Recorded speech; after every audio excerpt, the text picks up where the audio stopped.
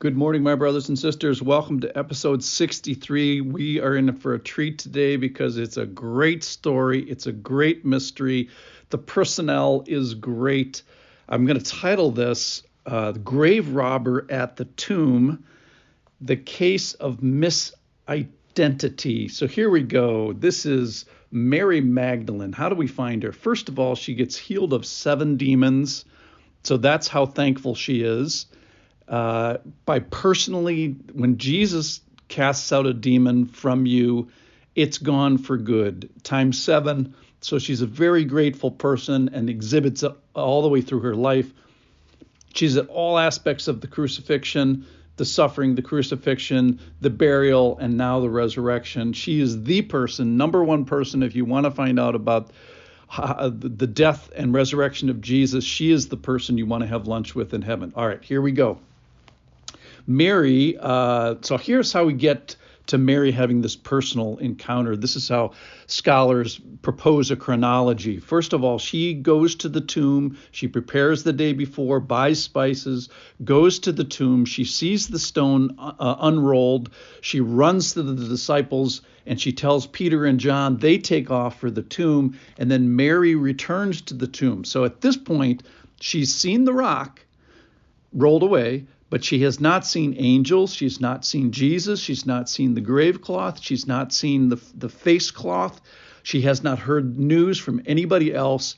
So really, she's very much alone. So here we find her. This is in John chapter 20, verse 11. But Mary stood weeping outside the tomb, and as she wept, she stooped in to look into the tomb.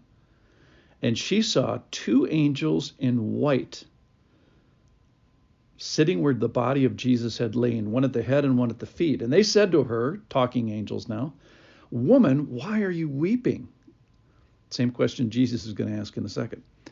She said to them, "They have taken away my Lord, and I do not know where they have laid him."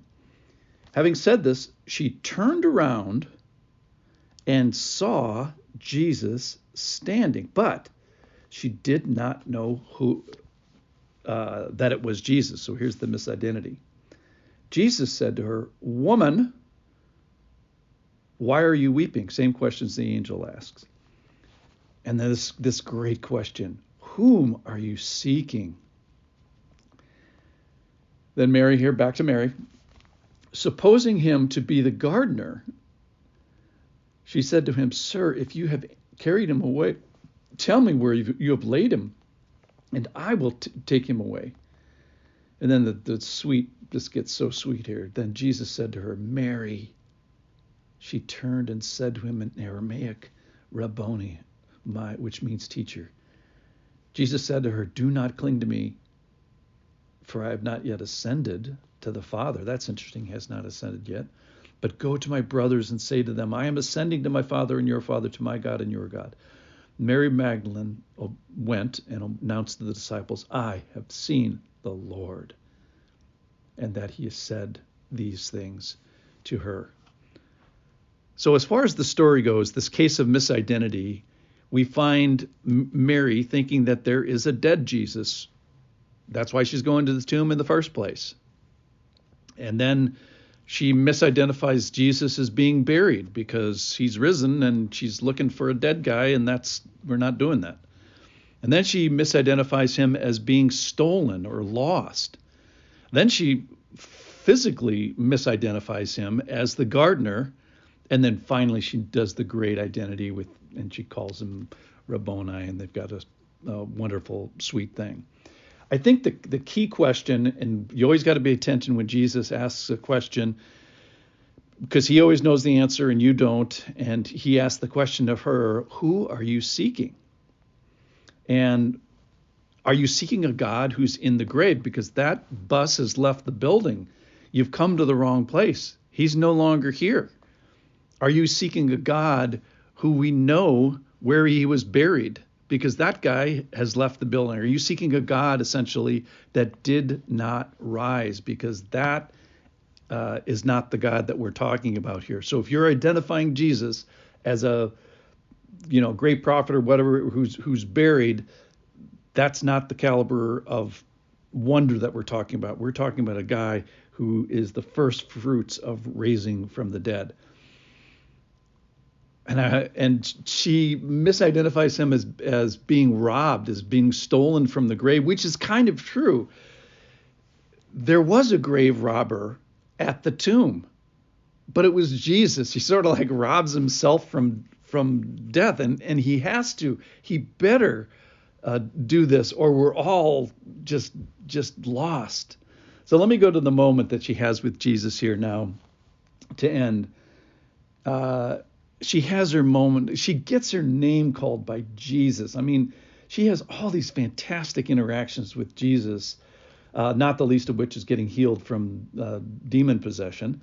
But then at the end here, Jesus calls her woman, and that doesn't put the light bulb on. But then when he calls her Mary, so she gets her name called by Jesus, and then she calls him a special name that she has, Rabboni, which means teacher. Then Jesus says, don't cling. And of course, I always wonder, usually when you say don't cling to me, it usually means that someone is clinging to you. I don't know, hope she gets a hug there, or a bow down and worship like the other women who grabbed his ankles.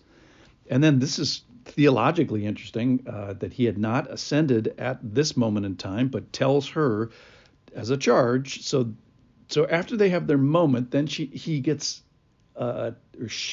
sent on a task, which is to go to the disciples, my brothers, as what Jesus calls them, and tell them that I'm ascending to my Father and your Father, my God and your God. And she obviously obeys and does that, and then adds, I have seen the Lord. So yes, ladies and gentlemen, there was a grave robber at the tomb, and it is Jesus. And this case of missing identity or misidentity, where Mary goes from, she gets her world totally rocked from a dead Jesus to a buried Jesus to a stolen Jesus to the gardener Jesus, and then finally the Jesus that knows her name. Thank you, Lord, for this great word. See you tomorrow.